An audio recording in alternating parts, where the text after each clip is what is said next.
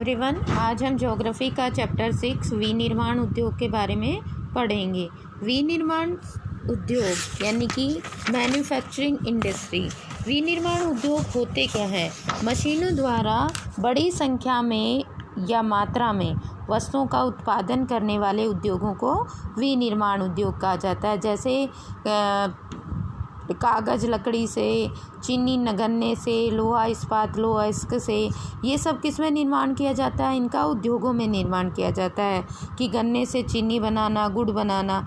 ठीक है, हमें ये पता होना चाहिए कि द्वितीयक कार्यों में लगे व्यक्ति कच्चे माल को परिष्कृत करके यानी कि उसको उनमें कुछ चेंजेस करके उनसे नई चीज़ों का उत्पादन करते हैं, निर्माण करते हैं। ठीक है, इसे हम विनिर्माण उद्योग कहते हैं। किसी भी देश की आर्थिक उन्नति विनिर्माण उद्योगों के विकास से मापी जाती है। अब बात आती है विनिर्माण का महत्व क्या है। विनिर्माण उद्योग किसी भी देश की आर्थिक शक्ति का आधार होते हैं। उन उद्योगों से लोगों को रोजगार मिलता है, विदेशी मुद्रा प्राप्त होती है। इसमें कुछ पॉइंट्स दिए हुए हैं। विनिर्माण उद्योग न केवल कृषि के आधुनिकीकरण में सहायक है वरन द्वितीयक एवं तृतीयक सेवाओं में रोजगार उपलब्ध कराकर कृषि पर हमारी निर्भरता को कम करते हैं। देश में औद्योगिक विकास, बेरोजगारी तथा गरीबी उन्मूलन करने में सहायता करते हैं। निर्मित वस्तुओं का निर्यात वाणिज्य व्यापार को बढ़ाता है। यानी कि जब हम जिन उद्योगों में वस्तुओं का उत्पादन करते हैं और उनका निर्यात करते हैं तो हमें विदेशी मुद्रा प्राप्त होती है। वे देश ही विकसित हैं जो कच्चे माल को विभिन्न तथा अधिक मूल्यवान तैयार माल में विनिर्मित करते हैं। भारत का विकास विविध व शीघ्र औद्योगिक विकास में निहित है। कृषि तथा उद्योग एक दूसरे से पृथक नहीं हैं, वे एक दूसरे के पूरक हैं। ठीक है, भारत में कृषि पर आधारित उद्योगों ने कृषि पैदावार बढ़ोतरी को प्रोत्साहित किया है। यानी कि भारत क्या है? कृषि प्रधान देश है और कृषि पर बहुत सारे उद्योग क्या करते हैं? डिपेंड करते हैं, क्योंकि उन्हें कच्चा माल कहाँ से मिलता है? कृषि से ही मिलता है। तथा उनके द्वारा जो भी निर्मित उत्पाद हैं, जैसे सिंचाई के लिए पंप है, उर्वरक हैं, कीटनाशक दवाएं हैं, प्लास्टिक पाइप, मशीनें, कृषि औजार हैं, ये सब हम उनको जो कृषि का क्षेत्र है उसमें कृषि में उत्पादन को बढ़ाने के लिए इन सब औजारों की, मशीनों की आवश्यकता होती है और ये सब कहाँ से प्राप्त होते हैं? उद्योगों से प्राप्त होते हैं। तो इसलिए उद्योग और कृषि एक दूसरे पर इंटरडिपेंड करते हैं। अब बात आती है राष्ट्रीय अर्थव्यवस्था में उद्योगों का योगदान। अगर हम पिछले कुछ दशकों का अध्ययन करें तो उद्योगों का योगदान 27% में से 17% ही है, क्योंकि 10% भाग खनिज, खनन, गैस तथा विद्युत ऊर्जा का योगदान है। भारत की अपेक्षा अन्य पूर्वी एशियाई देशों में विनिर्माण का योगदान सकल घरेलू उत्पाद का 25 से 35% है। पिछले एक दशक से भारतीय विनिर्माण क्षेत्र में 7% प्रति वर्ष की दर से बढ़ोतरी हुई है। बढ़ोतरी की यह दर अगले दशक में 12% अपेक्षित है। वर्ष 2003 में विनिर्माण क्षेत्र का विकास 9 से 10% प्रति वर्ष की दर से हुआ है। उपयुक्त सरकारी नीतियों तथा औद्योगिक उत्पादन में बढ़ोतरी के नए प्रयासों से अर्थशास्त्रियों का अनुमान है कि विनिर्माण उद्योग अगले एक दशक में अपना लक्ष्य पूरा कर सकता है। इस उद्देश्य से राष्ट्रीय विनिर्माण प्रतिस्पर्धा परिषद की स्थापना की गई है। तो इससे अभिप्राय यह है कि जो भी देश की जो सकल घरेलू उत्पाद है उसमें GDP जिसे हम कहते हैं, ग्रोस डोमेस्टिक प्रोडक्शन, उसमें जो विनिर्माण उद्योग हैं उनका योगदान 27% में से 17% है, क्योंकि 10% भाग खनिज, खनन और गैस विद्युत, क्योंकि जो हमारे टोटल वो हैं वो 27% उद्योगों का योगदान है, लेकिन 17% हमारे मैन्युफैक्चरिंग इंडस्ट्रीज़ का है। बाकी जो 10% है वो खनन कार्यों से प्राप्त उनसे होता है। अब बात आती है कि उद्योगों को प्रभावित करने वाले कारक कौन कौन से हैं। तो ये हम छोटी क्लासेस से ही पढ़ते आ रहे हैं कि औद्योगिक अवस्थिति की लोकेशन ऐसी होनी चाहिए कि उद्योग ऐसे स्थान पर स्थित होना चाहिए जहाँ से इसको कच्चे माल की उपलब्धता आसानी से हो जाए, श्रमिक इजीली अवेलेबल हों, पूंजी हो, शक्ति के साधन तथा बाजार आदि की उपलब्धता इसको प्रभावित करती है। इसलिए विनिर्माण उद्योग की स्थापना के लिए वही स्थान उपयुक्त है जहां ये कारक उपलब्ध होते हैं। इन्हें कम कीमत पर उपलब्ध कराया जा सकता है। कई बार 2 नंबर में पूछ लिया जाता है कि उद्योगों की अवस्थिति को प्रभावित करने वाले कारक कौन कौन से हैं, तो इसमें आप कच्चे माल की उपलब्धता, श्रमिक, पूंजी और शक्ति के साधन तथा बाजार आदि की उपलब्धता को लिख सकते हो। फिर दूसरा आ जाता है इसमें नगर उद्योगों को बाजार तथा सेवाएं जैसे बैंकिंग, बीमा, परिवहन, श्रमिक तथा वित्तीय सलाह और उपलब्ध कराते हैं। नगर केंद्रों द्वारा दी गई सुविधाओं से लाभान्वित कई बार बहुत से उद्योग नगरों के आसपास ही केंद्रित हो जाते हैं, जिसे समूहन बचत कहा जाता है। ऐसे स्थानों पर धीरे धीरे बड़ा औद्योगिक समूहन स्थापित हो जाता है। स्वतंत्रता से पहले अधिकतर विनिर्माण उद्योगों की स्थापना दूरस्थ देशों से व्यापार पर आधारित थी, जैसे मुंबई, कोलकाता व चेन्नई आदि। परिणाम स्वरूप कुछ एक नगर औद्योगिक केंद्र के रूप में उभरे जो ग्रामीण कृषि पृष्ठ प्रदेश से घिरे थे। अब आ जाता है उद्योग बाजार संबंध। उद्योगों का बाजार के साथ क्या संबंध है? तो जो कच्चा माल है या उद्योग किस पर निर्भर करते हैं? कच्चे माल को ही तो मैन्युफैक्चरिंग करके कुछ नया उत्पाद तैयार किया जाता है, और उसके उत्पादन घटक कौन से हैं? जो उसके उत्पादन में जो भी चीज़ें आती हैं वो है भूमि, श्रम, पूंजी, ठीक है, उद्यमी अवसंरचना, ठीक है।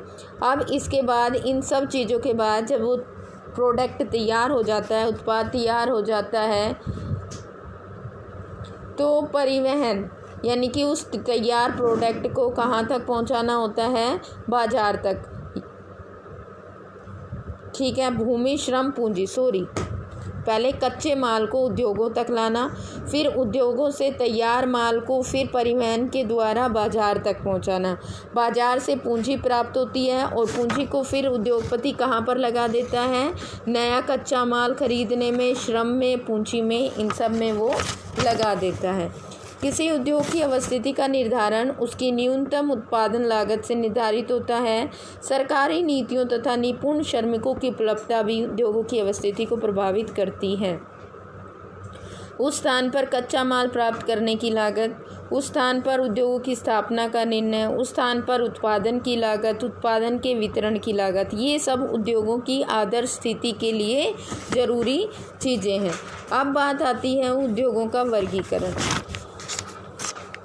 तो उद्योगों का वर्गीकरण निम्न प्रकार से किया जा सकता है। कच्चे माल के स्रोत के आधार पर, यानी कि जो भी उद्योग हैं उसमें क्या कच्चा माल यूज़ हो रहा है। कृषि पर आधारित उद्योग है, जैसे सूती वस्त्र, ऊनी वस्त्र, पटसन, रेशम वस्त्र, रबड़, चीनी, चाय, कॉफ़ी तथा वनस्पति तेल। फिर है खनिज पर आधारित, लोहा तथा इस्पात, सीमेंट, एल्युमिनियम, मशीन, औजार और पेट्रो रसायन उद्योग। ये सब किस पर आधारित है? खनिज पर आधारित उद्योग हैं।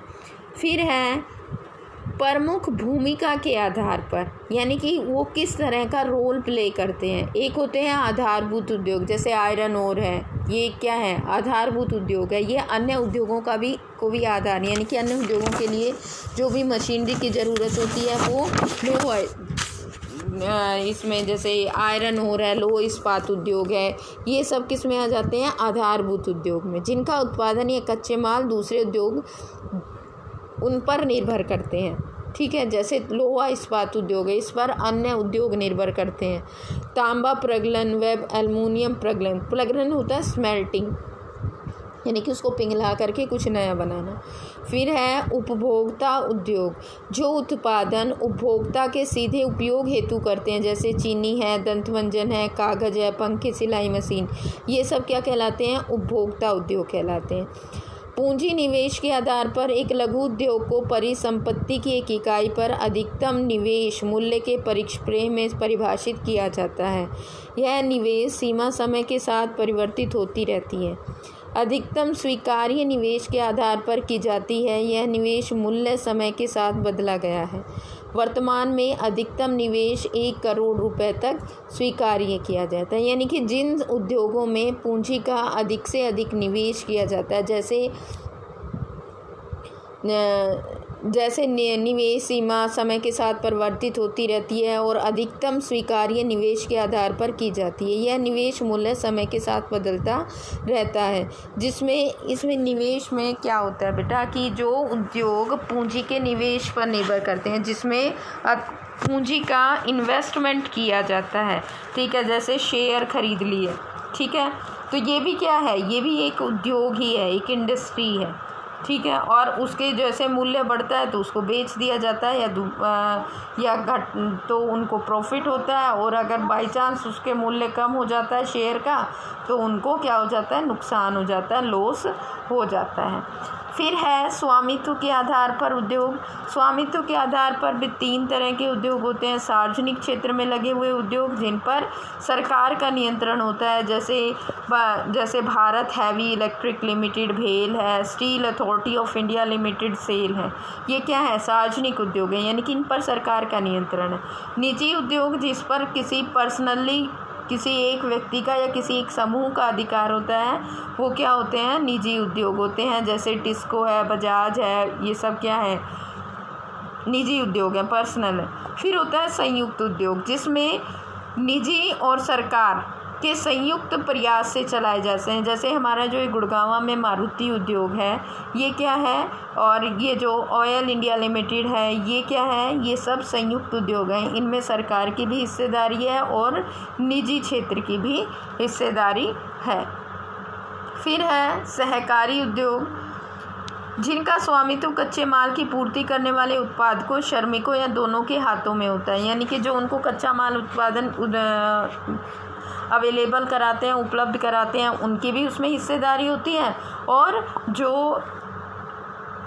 जो भी उसमें मतलब उद्योगों का जो काम देखते हैं, जो भी उद्योगपति होते हैं, उनकी भी, यानी कि वो सहकारी क्षेत्र के होते हैं।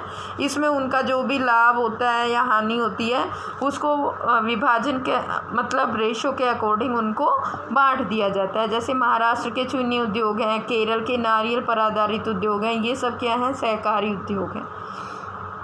नेक्स्ट आ जाता है बेटा हमारा कच्चे तथा तैयार माल की मात्रा के आधार पर उद्योग। भारी उद्योग जैसे लोहा तथा इस्पात, ये हल्के उद्योग जो कम भार वाले कच्चे माल का प्रयोग कर हल्के तैयार माल का उत्पादन करते हैं, जैसे विद्युत उद्योग है। कृषि पर आधारित उद्योग, वस्त्र उद्योग। अब आ जाता है इसमें कि कृषि पर आधारित उद्योग कौन कौन से हैं। तो जो सूती वस्त्र उद्योग है, ये भी कृषि पर आधारित है। पटसन है, रेशम, ऊनी वस्त्र, चीनी उद्योग, वनस्पति उद्योग, ये सब कृषि पर आधारित उद्योग हैं। वस्त्र उद्योग यह भारत की अर्थव्यवस्था में एक महत्वपूर्ण रोल प्ले करता है। यह देश का अकेला उद्योग है जो कच्चे माल से उच्चतम अतिरिक्त मूल्य उत्पाद की एक परिपूर्ण तथा आत्मनिर्भर है, और यह जीडीपी में भी महत्वपूर्ण योगदान देता है। सूती वस्त्र उद्योग, प्राचीन भारत से ही सूती वस्त्र, हाथ से कताई, हथकरघा, ये सब किस पर डिपेंड करते हैं, हमारी कृषि पर ही डिपेंड करते हैं।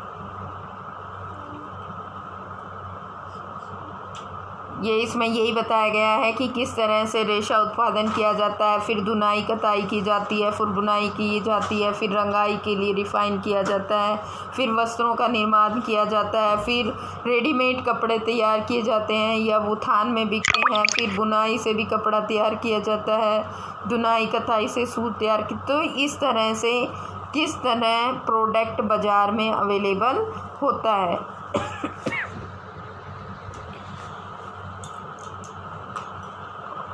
नेक्स्ट इसमें हम यहाँ से पढ़ेंगे कि भारत जापान को सूत का निर्यात करता है, और भारत में बने सूती वस्त्र के अन्य आयातक देश संयुक्त राज्य में। ये कई बार ये शॉर्ट नोट आ जाता है कि भारत के सूती वस्त्र उद्योग पर एक शॉर्ट नोट लिखें, तो उसमें आपको ये सारा देना पड़ेगा कि किस तरह से सूती वस्त्र का उत्पादन किया जाता है। भाई पहले तो वो रेशा उत्पाद किया जाता है, फिर धुनाई कताई बुनाई, फिर परिष्करण, फिर गारमेंट तैयार किए जाते हैं, या सूत का भी कई बार हमारे देश निर्यात करते हैं, और मुख्य आयातक देश फ्रांस, रूस, अमेरिका, सिंगापुर, श्रीलंका, अफ्रीका देश हैं जो भारत के सूती वस्त्र का आयात करते हैं। सूती रेशे में विश्व व्यापार में हमारे देश की भागीदारी काफ़ी महत्वपूर्ण है। यह कुल अंतर्राष्ट्रीय व्यापार का लगभग 1/4 भाग है।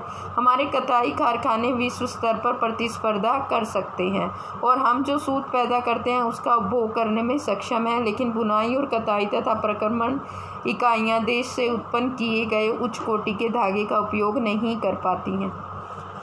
ठीक है, अब इसमें आपके मैप में जो दिखाया गया है कि मुख्य जो वस्त्र उद्योग है यह कहाँ पर ज़्यादा अवस्थित है। तो जो सूती वस्त्र उद्योग है यह उत्तर प्रदेश और महाराष्ट्र, गुजरात, मेनली तो महाराष्ट्र, गुजरात और मध्य प्रदेश ये सूती वस्त्र उद्योग के मुख्य उत्पादक क्षेत्र हैं। ऊनी वस्त्र जो है वो नॉर्थ इंडिया में है, जो कश्मीर, पंजाब, हरियाणा, यूपी, इन सभी एरिया में आपको दिखाई दे रहा होगा। ये जो आपको ये रेडिश वाले ये जो डॉट दिखाई दे रहे हैं ये सब क्या हैं, ऊनी वस्त्र उत्पादक क्षेत्र हैं। और ये जो ब्लैक डॉट्स आपको दिखाई दिए हैं ये ज़्यादा महाराष्ट्र और गुजरात और मध्य प्रदेश में है, ये सूती वस्त्र उत्पादक क्षेत्र हैं। रेशम का जो उत्पादन है वो मेनली कर्नाटक और ये जम्मू कश्मीर में किया जाता है। यहाँ पर श्रीनगर, अनंतनाग, बारामूला और यहाँ पर बेंगलुरु, कोलार और कोयम्बटूर यहाँ पर सिल्क का उत्पादन किया जाता है।